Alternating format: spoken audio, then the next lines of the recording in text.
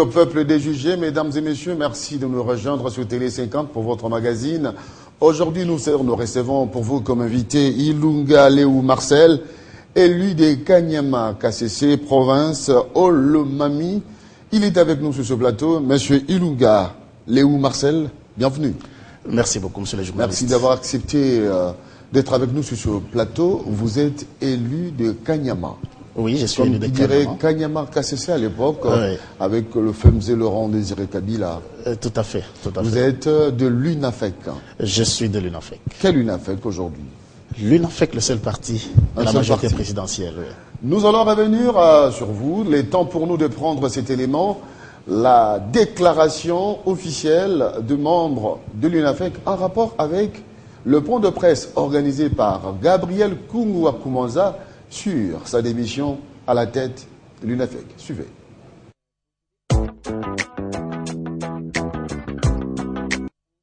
Peut-on démissionner des fois? Question rhétorique. Ceci a été constaté avec la conférence de presse organisée à Lubumbashi par Koungouakoumouanza annonçant sa démission à la tête de l'UNAFEC. Ce vendredi, le collège des fondateurs s'est réuni pour qualifier cela de non-événement. Monsieur Antoine Gabriel Koungouakoumouanza a été exclu de l'UNAFEC depuis le 19 septembre 2015 et notifié le 21 septembre 2015 et ne peut plus engager le parti auprès des tiers, ni parler au nom de celui-ci. Le ministère en charge de l'Intérieur et Sécurité a pris acte de son exclusion le 3 octobre 2015. Ainsi, sa prétendue démission constitue une simple fuite en avant et sans objet. C'est un scénario pour distraire l'opinion comme il en a l'habitude.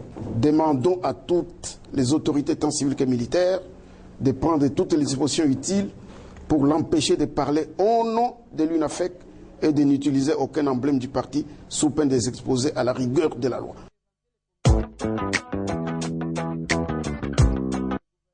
Ilunga Léou, votre réaction? Oui, en fait, comme vous venez de le suivre, nous avons été dans une grande réunion pour évaluer son point de presse. Vous savez, c'est très difficile de parler des hommes. Mais quand Gabriel parle de la démission, de quelle démission il s'agit-il? Est-ce que quelqu'un qui a été exclu du parti doit encore démissionner? Je pense que c'est tout simplement de la mascarade et une façon de chercher à distraire l'opinion comme nous l'avons dit. Il annonce la tenue du congrès. Il va en tenir finalement combien? Parce qu'il en a tenu au cours de l'année 2005 plusieurs. Et aujourd'hui, il y a combien de congrès? Et à partir du moment où son exclusion a été entérinée par le congrès de l'UNAFEC, lui va encore parler de quel congrès? Je pense que c'est tout simplement, comme je vous l'ai dit, il est en train de privilégier l'aspect tout à fait politique et cet aspect qui ne va pas le servir, qui va le desservir. Et vous demandez au ministre de l'Intérieur de pouvoir l'interdire, utiliser l'emblème de l'UNAFEC. C'est des droits? Si vous avez suivi notre communiqué, le ministère de l'Intérieur et de Sécurité a pris acte de son exclusion le 3 octobre 2015. Donc, il n'a plus le droit d'engager le parti. Il n'a plus le droit d'engager le parti, encore moins de parler au nom de celui-là. C'est pourquoi nous lui demandons tout simplement de recourir à la sagesse que de continuer à poser des actes qui risquent de lui causer autant de torts qu'il ne l'y croit. Est-ce que son exclusion du parti a été entérinée par la personne et par le ministère de l'Intérieur? Le ministère de l'Intérieur a entériné son exclusion. Nous avons la lettre qui nous a été adressée le 3 octobre, comme je venais de vous le dire. Transmis copie? Transmis copie, bien sûr, au comité national et au directoire national, et qui est chargé de pouvoir lui transmettre sa copie. Et lui-même a été notifié par le comité politique national de l'UNAFEC de son exclusion. Il a cette lettre avec lui. Dessous des cartes, démission de Koungouakoumouanza, que cacherait cette action politique? Parler en tant que politique. Oui, moi je voudrais tout simplement dire que est-ce qu'il ne s'est pas trompé de verbe? Est-ce que devrait-il parler de démission ou la mise de sa carrière, disons, en jachère? Je pense qu'il voulait parler tout simplement de la fin de sa carrière politique. Mais il s'est trompé. Sa fin de sa carrière Ah ouais, politique. il s'est trompé, il a parlé de la démission. Vous savez que dans une des réunions qu'on avait tenues, on lui avait déjà suggéré ça. On a dit, vous avez servi la nation, vous avez grandi, et quand vous sentez déjà que vous avez le poids et les pieds ne savent plus bouger, vous devez vous arrêter et vous décider. Nous lui avions demandé de prendre Comme Mandela. la pension politique. Donc, à l'exemple de Mandela, il À faut se l'exemple retirer. de Mandela et même d'autres politiciens au Congo. Souvenez-vous, quand on parle de Kizenga, aujourd'hui c'est une autorité incroyable. Et lui devrait faire la même chose. Après avoir fait la politique avec nos grands-parents, avec nos parents, avec nous-mêmes et avec les petits-fils, je crois qu'on est fatigué. Il devrait se reposer parce que la perte de mémoire risque d'amener les Congolais à oublier tout ce qu'il a déjà fait de bon. Aujourd'hui, êtes-vous, vous Ilunga, avec tous les membres, les autres députés que nous avons vus dans la déclaration, facilement vous pouvez atterrir à Lubumbashi parce que vous faites tête, vous tenez tête à Baba. Nous y allons chaque jour. Nous y allons chaque jour. Vous savez, comme les Kinois ne cessent de dire que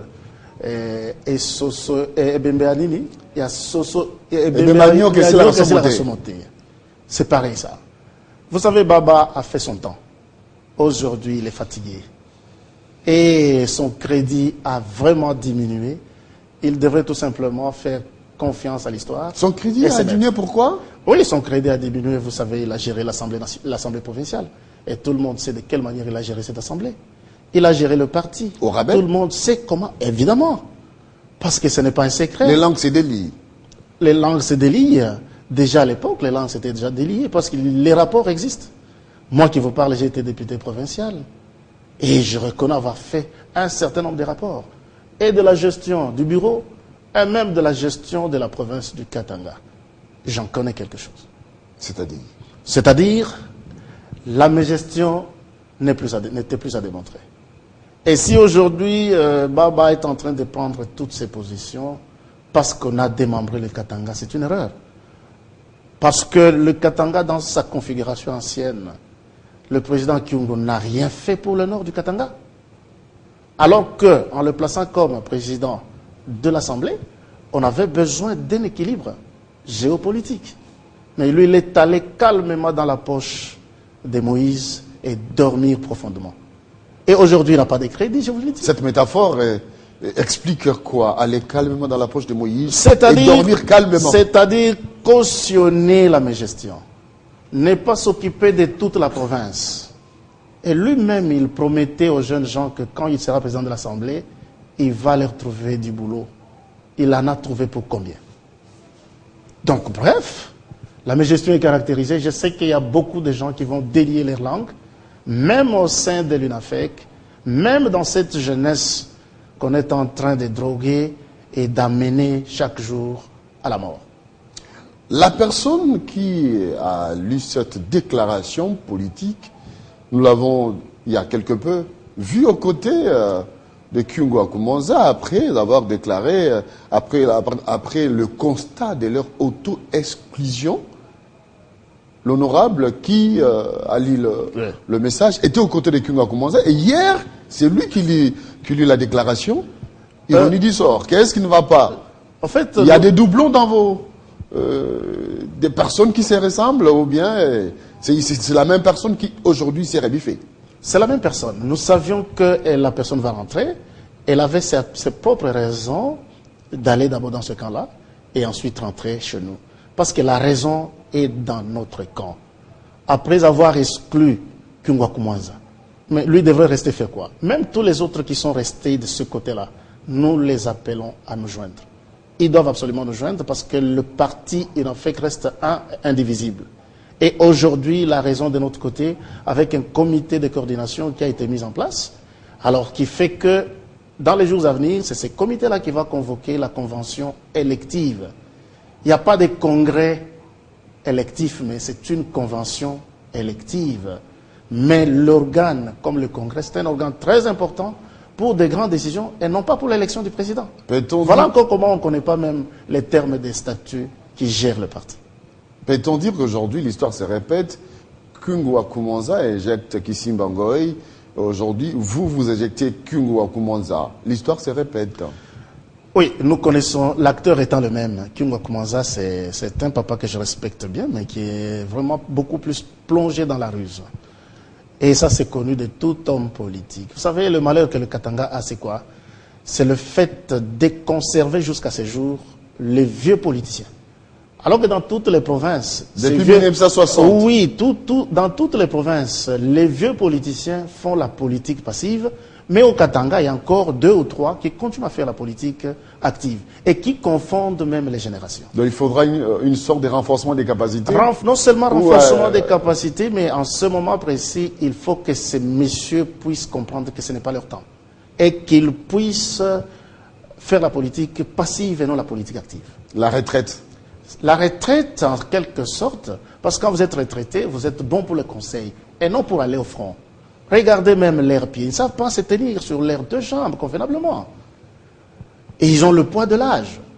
Et même le mental, quelquefois, son fonctionnement devient affecté par le poids de l'âge. Et il faut se reposer. Il ne faut pas chercher à être tout le temps au front. L'UNAFEC reste au sein de la majorité présidentielle. Vous savez, je suis scandalisé quand j'apprends de la bouche de M. Kourou. Parce qu'il a réagi. Il dit que l'UNAFEC est dans l'opposition. De quel UNAFEC parle-t-il? Parce que l'UNAFEC l'avait d'abord interdit d'engager le parti. Et il avait accepté cela en signant un protocole d'accord. Vous avez la lettre? Nous avons ce protocole d'accord et c'était sous l'égide du secrétaire général de la majorité présidentielle, l'honorable Obey Minaku. Je vous informe aujourd'hui. Et ce protocole qu'il avait violé, lui-même. Et ce jour-là, quand il signait ce protocole, il disait ceci à l'honorable Obey: soyez mon interprète auprès du chef de l'État. Dites-lui que je lui serai fidèle jusqu'à ma mort. Et nous avions dit à l'honorable Aubin que ce qu'il vient de vous dire ici, ça signifie quoi? Avant 3 mois, il va faire pire que ça. Effectivement, on n'a fait que 2 mois. Et c'est lui le coordonnateur du G7. Nous connaissons toutes les cartes qui tournent autour de ce G7. C'est lui, le coordonnateur. Or, nous le savons. Il a trahi sa parole. Il est habitué ainsi. Depuis l'époque de Mobutu, vous le savez bien. Les volte-face du président Kyungu ont toujours été démontrés. Et en continuant à confondre les générations. Ça n'a pas servi les Katanga du tout. Ça n'a pas servi le Katanga. Est-ce que le combat contre Joseph Kabila Kabange devrait venir du Katanga? Sa province d'origine. Et venir de ceux-là même à qui il a donné la gestion, qui ont géré le Katanga sans partage. Et qui ont tout pris du Katanga. Non, je pense que c'est... C'est quoi? C'est la cupidité? C'est l'ingratitude? La cupidité, l'ingratitude, tout ça un peu ensemble, c'est anormal. Et il fallait que la guerre vienne même d'une autre province et que les Katanga, avec les collègues d'autres provinces, se mettent à défendre Joseph Kabila. Un nom de Kingwa Kumanza, un nom de Moïse, un nom de Mwando. Je prends la responsabilité de les citer nommément. Ils devraient en principe comprendre que... Fédérer les efforts. Fédérer les efforts. Parce que ce sont eux qui ont gagné depuis que Kabila est là. Ce sont eux qui ont géré le Katanga. Et ils savent de quelle manière ils l'ont géré. Moi, je pense que c'est la cupidité et surtout chercher à servir les intérêts des impérialistes. Les intérêts des impérialistes ou chercher à se laver pour se repositionner et répartir encore. Est-ce qu'on peut se laver de cette façon-là? Même nos amis de l'opposition, vous croyez qu'ils sont dupes? Vous croyez qu'ils sont dupes? Pensez-vous que toutes les personnes de toutes les provinces sont dupes pour qu'après, nous ayons Laurent Désiré Kabila comme président de la République, après Joseph Kabila, et demain qu'ils prennent Moïse, toujours du Katanga, donc il n'y a pas d'autres provinces, c'est ça? Je pense que la sagesse voudrait qu'on conserve ce qu'on a entre les mains, et non de rêver sur le lendemain, dont on n'a pas le contrôle. Aujourd'hui, pensez-vous, la politique qui caractérise ces anciens bouddhistes et qui ont milité pour l'indépendance de la République démocratique du Congo se retrouve dans la nostalgie des politiques des années 60? Affirmatif. Vous savez que quand vous prenez ces anciens politiciens-là, surtout du Katanga, ils sont nostalgiques. Ils ne savent même pas que le temps évolue. Et il va fêter son anniversaire aujourd'hui, le soir.